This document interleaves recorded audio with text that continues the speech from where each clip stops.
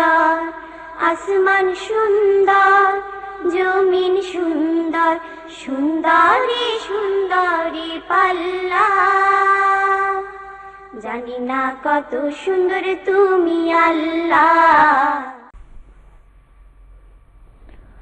আসসালামু আলাইকুম রহমতুল্লাহি ওয়াবারাকাতু। প্রিয় ভাই বোনেরা, দীর্ঘ একটি সপ্তাহ পেরিয়ে আমরা আবার আমাদের প্রিয় অনুষ্ঠান জীবন জিজ্ঞাসা নিয়ে আপনাদের সামনে হাজির হতে পেরেছি। যেন মহামনিবের দরবারে মস্তক অবনত চিত্তে শুকরিয়া আদায় করছি, পড়ছি শুকরিয়ার মহান তসবিহ আলহামদুলিল্লাহ।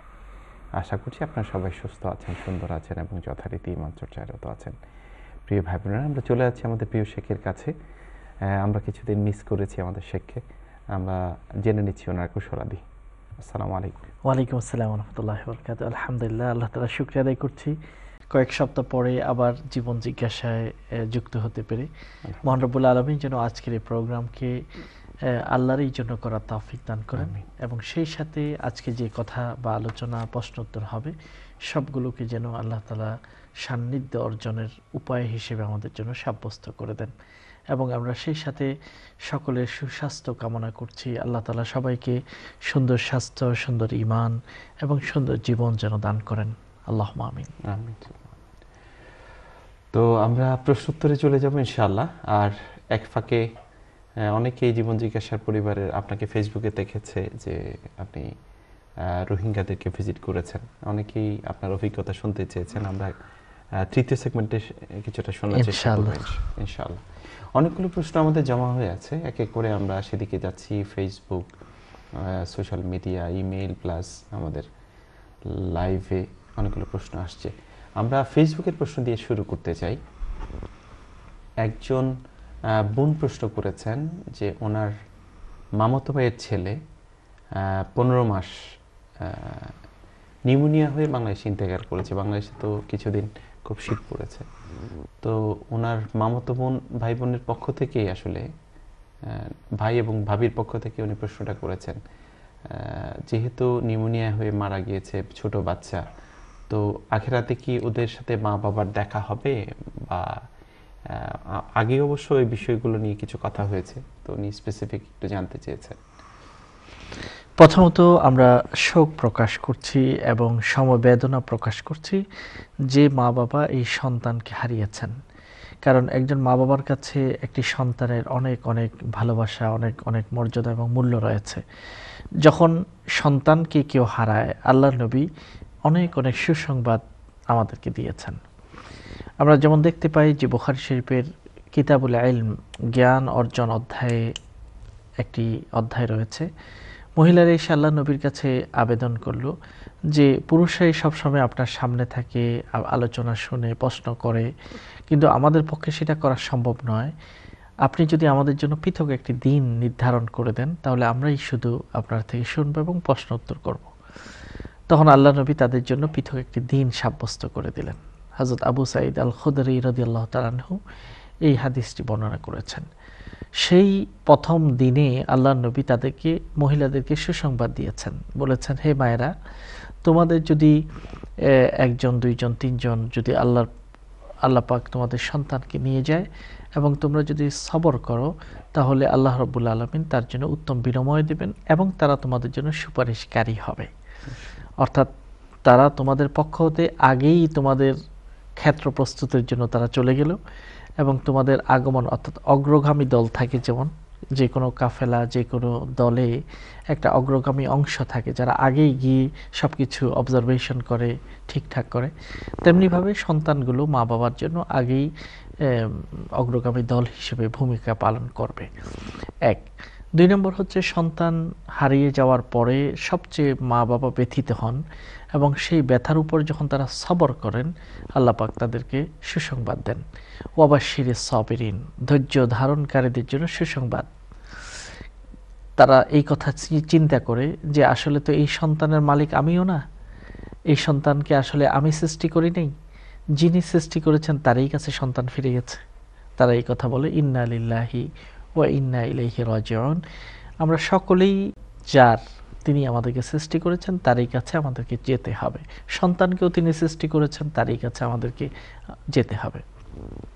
3 নম্বর পয়েন্ট হলো, এই বিপদগ্রস্ত অবস্থায় তারা যদি কোনো খারাপ শব্দ না বলে, কেউ মারা গেলে অনেক মানুষ আছে হতবিহ্বল হয়ে পড়ে, অস্থির হয়ে পড়ে, এমন কিছু কথা বলে ফেলে যেগুলো উচিত নয়। এমনকি অনেক সময় নিজের জন্য বদদোয়া করা শুরু করে যে আমি মরলাম না কেন, আমার ছেলে কেন মারা গেল, এই জাতীয় কথা মানুষ বলে। আল্লাহ নবী সতর্ক করেছেন, আল্লাহ নবী বলেছেন তোমরা ভালো কথা বলো, ফাইনাল মালাইকাতা ইউআমিনুনা আলা মা তাকুলুন, তোমরা যা কিছু বলবে সেটার উপর ফেরেশতারা আমিন বলেন। অর্থাৎ তুমি যদি ভালো দোয়া করো, হে আল্লাহ আমার সন্তানকে আমার জন্য অগ্রগামী করো, আমাকে সবর করার তৌফিক দাও, এর কারণে আমার মর্যাদা বাড়িয়ে দাও, এই জাতীয় কথা যদি তোমার মুখ দিয়ে বের হয় তাহলে ফেরেশতারা আমিন বলবে, হে আল্লাহ তুমিও কবুল করে নাও এই দোয়া। তাহলে দোয়াগুলো পেয়ে যাব আমরা। আর যদি খারাপ কথা বলি তখন ফেরেশতারা আমিন বলে, অর্থাৎ খারাপটাই গ্রহণ হয়ে যাবে আল্লাহর কাছে। চতুর্থ নম্বর যে পয়েন্ট এখানে আছে, যে কেউ যদি এই বিপদগ্রস্ত অবস্থায়ও আল্লাহর প্রশংসা করে, যে বলল আলহামদুলিল্লাহ আমি সন্তুষ্ট, কারণ হায়াত মওত তো আল্লাহরই হাতে, অন্য কারো সিদ্ধান্তে এটা হয় না, আল্লাহর সিদ্ধান্তে হয়। আমি আল্লাহর এই সিদ্ধান্তকে মেনে নিলাম এবং আল্লাহর প্রশংসা করলাম। তখন আল্লাহ তাআলা ফেরেশতাদেরকে জিজ্ঞাসা করেন যে আমার বান্দার কলিজার টুকরাটা তুমি কেড়ে নিয়ে এসেছো। তখন ফেরেশতা বলে, ইয়া আল্লাহ এটা তো আপনারই নির্দেশ, আপনি বলেছেন বলেই তো আমরা করেছি। তখন আল্লাহ তাআলা জানতে চান যে আমার বান্দা এই কঠিন সময়ে বিপদ অবস্থায় সে কি বলেছে। তখন ফেরেশতারা এটা শুনে যে এই বিপদগ্রস্ত অবস্থায়ও আপনার বান্দা বলেছে আলহামদুলিল্লাহ, আল্লাহর প্রশংসা, আমি আল্লাহর উপর সন্তুষ্ট আছি। তো আল্লাহ তাআলা এই কথা শুনে এত খুশি হন, তখন তিনি নির্দেশ দান করেন আমার এই বান্দা বা বান্দির জন্য জান্নাতে একটি প্রাসাদ, একটি ঘর নির্মাণ করো এবং ঘরটির নাম রাখো বাইতুল হামদ, প্রশংসার ঘর। কারণ কঠিন অবস্থায় যারা আল্লাহর প্রশংসা করে, আল্লাহর উপর সন্তুষ্টি প্রকাশ করে, তাদের এটা প্রাপ্য। তো কাজেই আমরা এই আজকের এই আলোচনার শুরুতেই যেই ভাই বা বোন নিজেদের খুবই আদরের পাত্রকে হারিয়েছে, তাদেরকে আমরা সুসংবাদ দিতে চাই। এই সবগুলো হাদিসগুলোর অংশগুলো, খণ্ডগুলো আমরা এই জন্যই উপস্থাপন করলাম, যাতে করে সবগুলো মিলিয়ে আপনার জন্য অনেক অনেক সুসংবাদ আছে। সবর করবেন, ধৈর্য ধারণ করবেন। আমিন। আমরা চলে যাচ্ছি কলারের কাছে। আসসালামু আলাইকুম। আসসালামু আলাইকুম। ওয়ালাইকুম আসসালাম। আপনার প্রশ্ন বলবেন। ভাই আমি একটা জিনিস জানতে চাইলাম যে জি, রোজা রাখে যে ওইটা জান্নাতে যে একটা গেট থাকবে আর কি, ওই গেটের নামটা কি আসলে? জি, রোজাদারদের জন্য যে গেট। জি জি, রোজাদারদের জন্য যে গেট। মাশাআল্লাহ।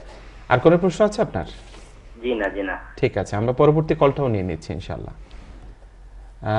আসসালামু আলাইকুম। আসসালামু আলাইকুম।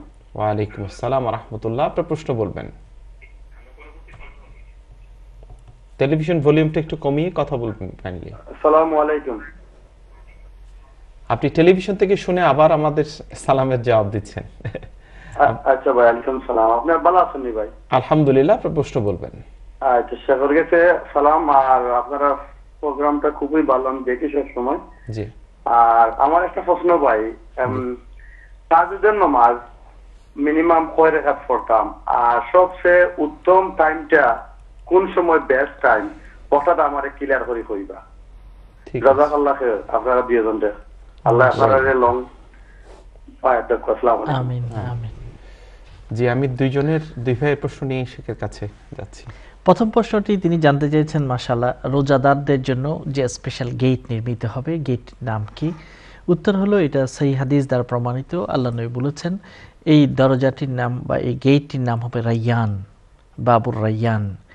রায়্যান শব্দ হলো যে যাদেরকে আল্লাহ তাআলা পরিতৃপ্ত করবেন, তারা পানি পান করেনি, তারা খাবার খায়নি, এই অবস্থায় আল্লাহ রাব্বুল আলামিন তার বিপরীতে পরিতৃপ্তির একটি গেট দিয়ে তাদেরকে ডাকবেন।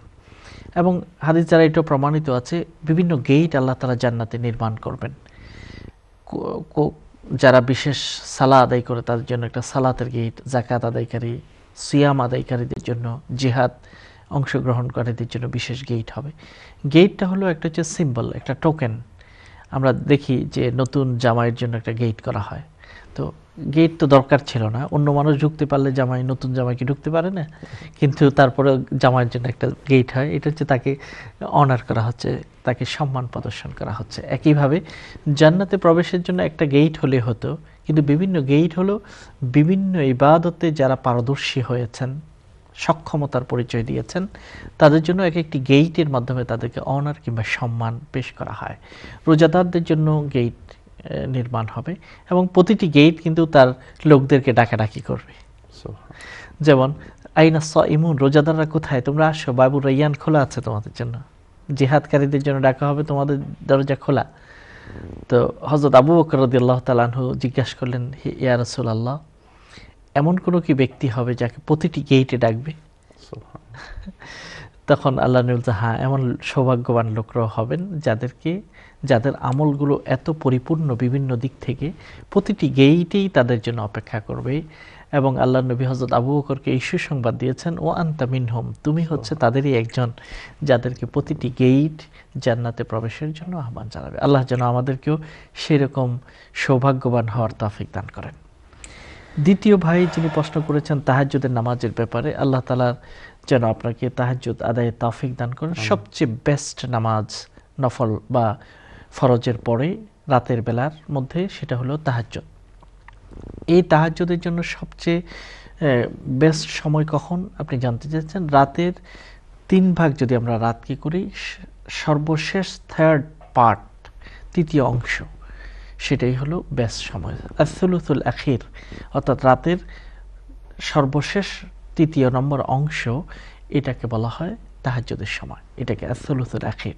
এটাই হলো গুরুত্বপূর্ণ সময় যখন আল্লাহ রাব্বুল আলামিন তার বান্দাকে ডাকেন যে তোমাদের মধ্যে কেউ আছো যে আমার কাছে গুনাহ মাপ চাবে, অসুস্থ কেউ আছো শিফা চাবে, এভাবে করে আল্লাহ তাআলা ডাকেন। তাহলে এই সময়টা অত্যন্ত গুরুত্বপূর্ণ। ধন্যবাদ। জাযাকুমুল্লাহ। আমরা পরবর্তী কলে যাচ্ছি। আসসালামু আলাইকুম। সালাম। জি, আপনার প্রশ্ন বলবেন। আমার প্রশ্ন আপনার মৌলানা হইবে। জি, প্রশ্নটা হইল, আমার নেতাদের জি বলেন। আমার একটা ছেলে পেটের মধ্যে মরে গেছিল, আচ্ছা, তো মানে 9 মাসের। জি, তো ও বাচ্চাকে আমি দেখতে পারবো? আচ্ছা, মাশাআল্লাহ। জি, আর কোনো প্রশ্ন আছে আপনার? জি না, ওটাই। জি, আমরা আরেকটা প্রশ্ন নিয়ে নিচ্ছি, তারপরে ইনশাআল্লাহ শেখের কাছে যাব। আসসালামু আলাইকুম। ওয়ালাইকুম সালাম। জি, আপনার প্রশ্ন বলবেন। যে আমার 2টা প্রশ্ন। জি, একটা প্রশ্ন হচ্ছে আপনার, অনেক সময় গরু দেখা যায় বাচ্চা তোরে মারা বা বাবারা কার্টুন লাগাইয়া টিভির মধ্যে দেখাইয়া দিলেন, আর বাদে আবার ইউটিউব বা বিভিন্ন আপর মধ্যে কোরআন তেলাওয়াত চলে। এটা কতটুকু সঠিক, বা এটা আমরা এই ধরনের হ্যাবিট যেটা আছে এটা কতটুকু সঠিক? আমরা বা কোরআন শরীফ তেলাওয়াত চলে, আবার আপনার কার্টুন বা টিভি চলে। জি, আর সেকেন্ড প্রশ্ন হইল যে মহিলারা দেখা যায় যে আমরা যেমন বসবাস করতাম বা দেখা যায় এরা সফরও পারে গিয়া মাহাজ ছাড়া। আর এই বিষয়টা এখন এখন ইজি হয়ে গেল, যেমন লাগে কি, যেমন আচ্ছা তুমি হাজবেন্ড আইলে না, তুমি আইও না, অসুবিধা না, আমি আমার বাড়ি করে বনি জানাম কি ট্রেনে যাবো গিয়ে আমি। এটা জিনিসটা একবার ইজি হয়ে গেছে গিয়া। এটা কতটুকু গুরুত্বপূর্ণ বা এটা অত লাইটলি নেওয়াটা আমার ক্লান লাগে। তো ওটা আপনার শেখ হয়েছে, এটা একটা আনসার স্যার আমাকে মাহাজ ছাড়া মহিলারা সফর করাটা কতটুকু ঠিক আছে, সঠিক আর কি? ওকে ভাই, জাযাকুমুল্লাহ। জাযাকাল্লাহ। ভাইয়া, জি, 3টা প্রশ্ন 2জন ভাইয়ের কাছ থেকে। জি,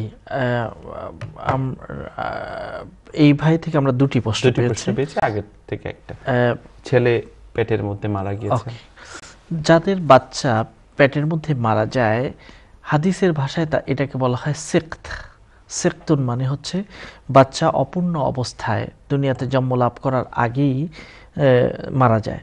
এই ব্যাপারে এই বাচ্চাকে আপনি দেখতে পাবেন কিনা বা এই বাচ্চা দ্বারা আপনার কি উপকার হবে, এই ব্যাপারে আমরা দেখতে পাই যে ইবনে মাজা, সুনান ইবনে মাজা হাদিসের কিতাব আছে, সেখানে হযরত মুআয ইবনে জাবাল রাদিয়াল্লাহু তাআলা আনহু এই হাদিসটি বর্ণনা করেছেন।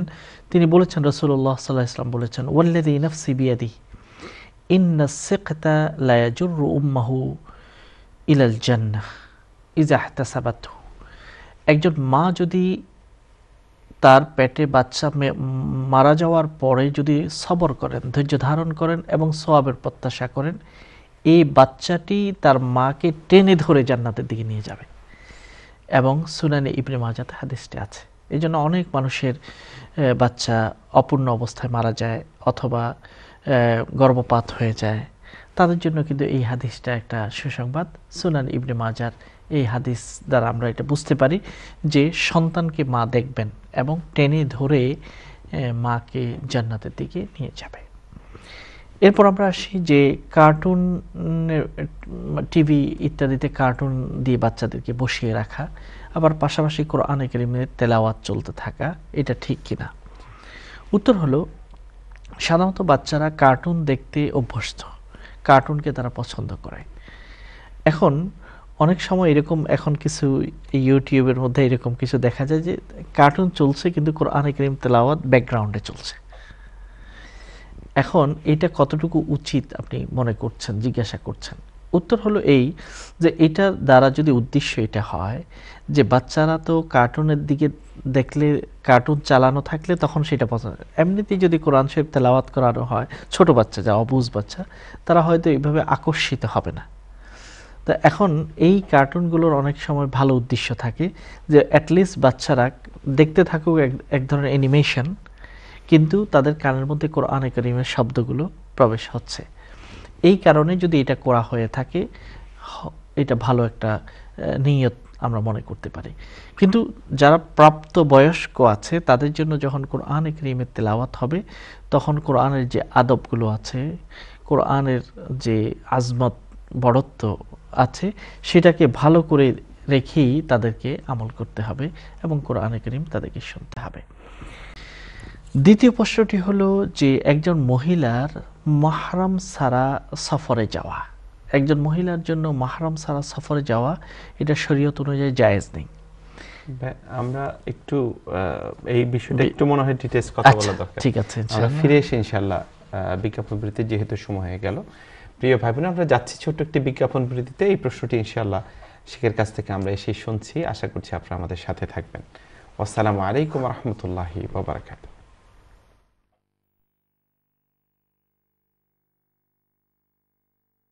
আসমান সুন্দর, জমিন সুন্দর, সুন্দরী সুন্দরী পাল্লা, জানি না কত সুন্দর তুমি আল্লাহ।